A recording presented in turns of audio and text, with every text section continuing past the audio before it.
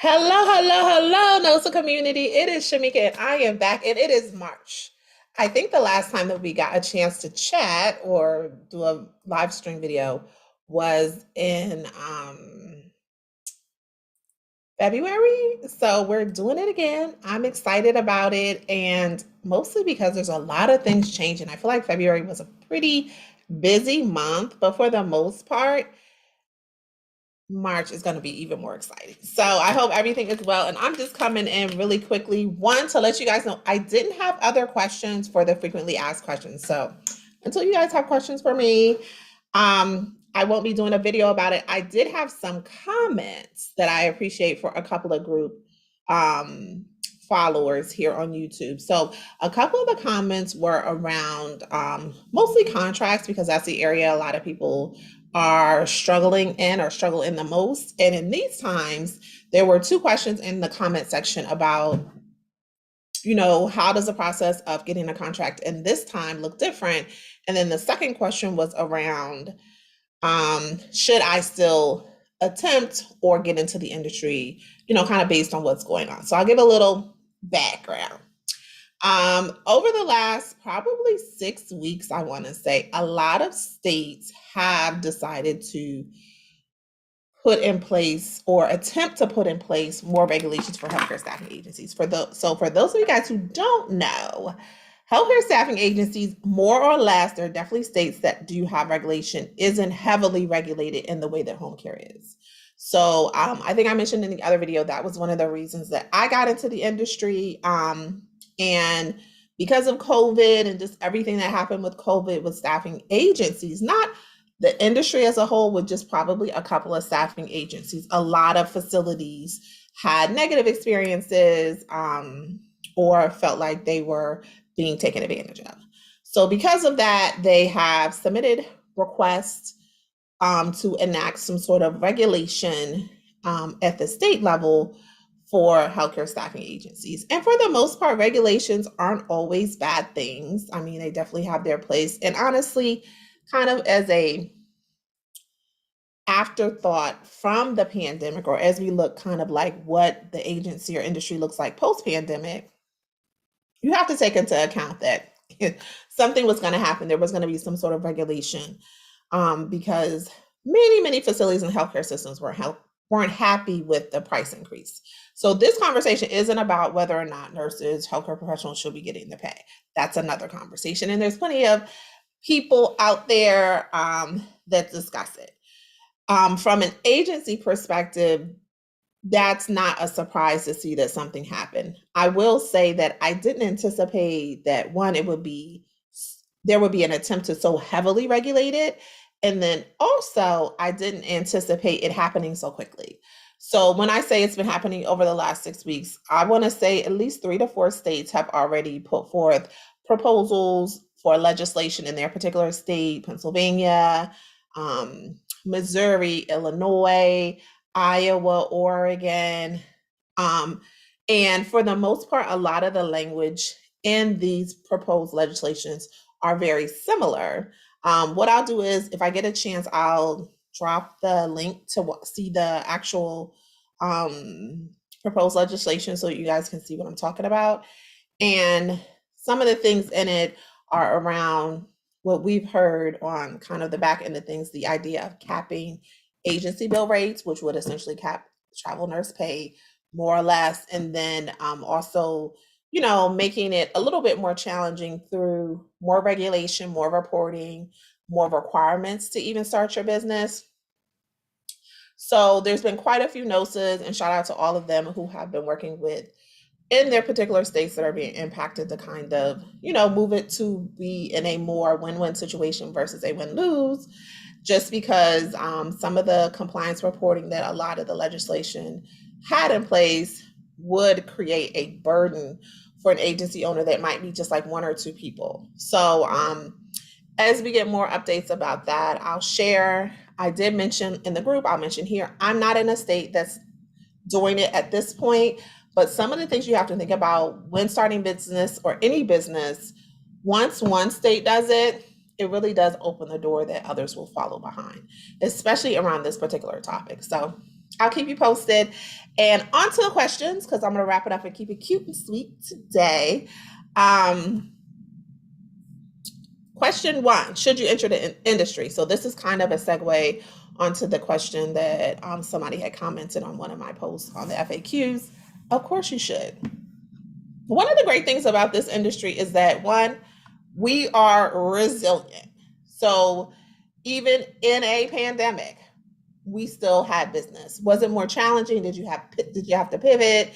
Did you have to restructure your organization potentially? Did you have to rethink about how you operate and the things that you put focus on? Of course. But did the industry sustain? Yeah, it did. A lot of NOSAs did very, very well during the pandemic. So this industry is a sustainable industry, which is really important when you think about, hey, where do I want my business to be in the next 10, 15, 20, 25 years? And those are things that you definitely want to think about now. Two, if you made it through the pandemic from a business standpoint of view, you can kind of make it through a lot of different things, mostly because the pandemic came in hard and fast. It impacted a lot of different industries all at the same time.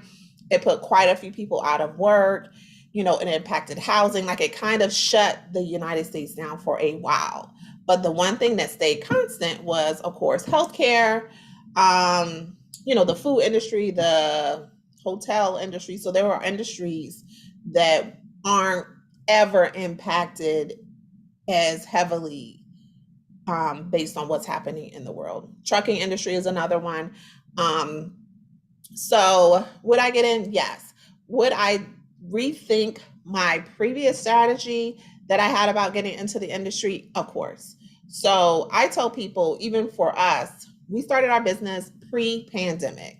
So a lot of the requirements, a lot of the things that people who came in around 2019 and 2020 weren't things that were requirements. A lot of the premiums weren't as high as they are.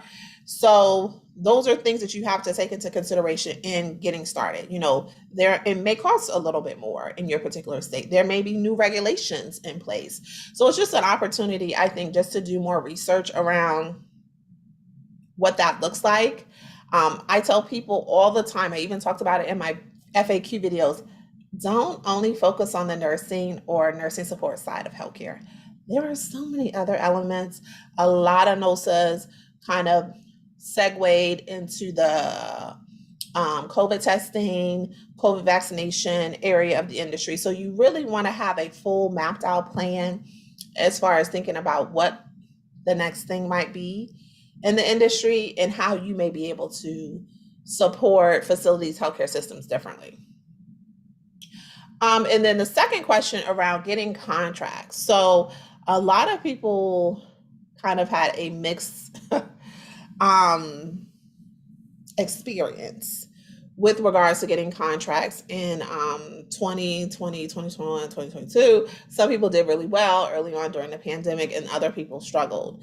The main thing that I think is important to think about when you're kind of selling your business to a potential client is making sure that you're including the what's in it for them.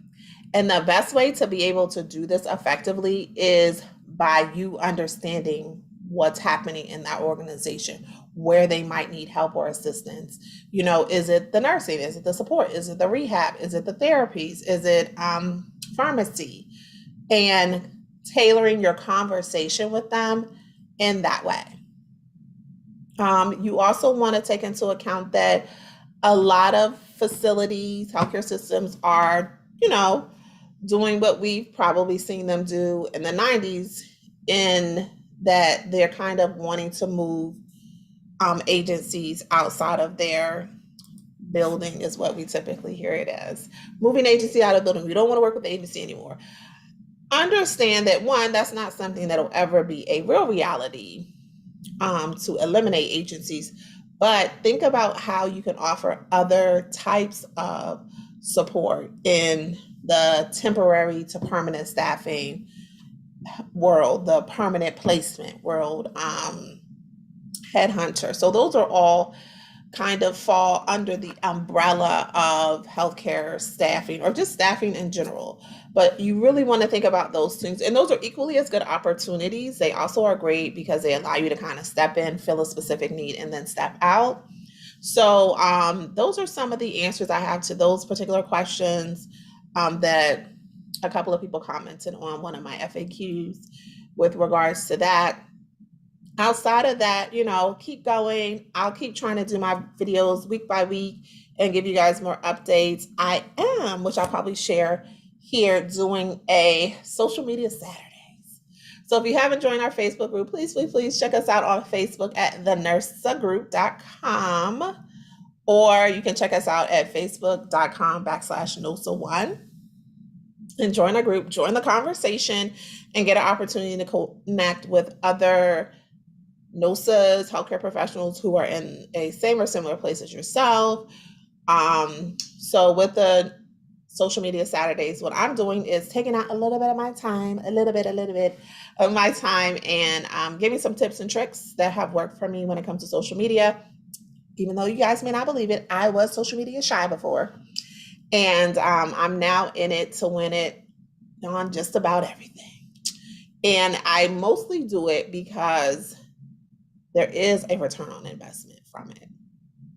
And it really allows people just like me as a viewer of other people's platforms to feel connected and get to know you a little bit better. So it's a means to, share your business as well as allow people to make connections to you. So we will be doing our first session this Saturday and then the next 2 Saturdays in March. And we'll be talking about, of course, the infamous Facebook and Instagram. So we'll talk about both of those in one session. We'll also talk about LinkedIn, and then my new favorite, which is TikTok. So we might even have somebody do a video. We'll see how that goes. So other than that, check us out. Definitely feel free to follow us on all our social media platforms since I'm talking about it.